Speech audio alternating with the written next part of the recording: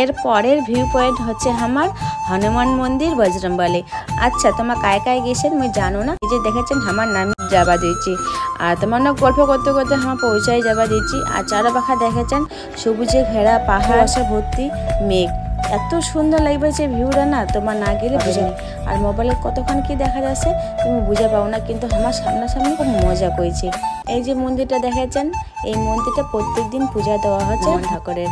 আচ্ছা এই যে মূর্তিটা দেখেছেন না, এই মূর্তির উচ্চতা হচ্ছে 40 ফুট। ভাবা যায় মানে কতক্ষণ উচ্চতা। আর এইটুকু তোমার মোবাইলে হয়তো বেশি একটা বুঝে পান না, আর কিন্তু সামনাসামনি অনেক উচ্চা লাগেছে।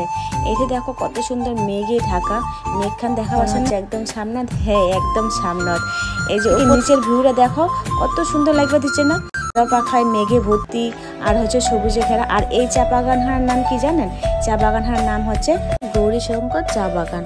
এই যে দেখেন ছোট বড় পাহাড় দেখিতে এত ভালো লাগছে, মনটা তো আমার খুব ভালো হয়ে গেছে এসে যাওয়ার পরে। তারপরে আমার চলে যাচ্ছে এলাম বাড়ি যাওয়ার পথে কি কি খাওয়া দাওয়া করেছি প্রত্যেকটাই তোমার নগদ শেয়ার করিম।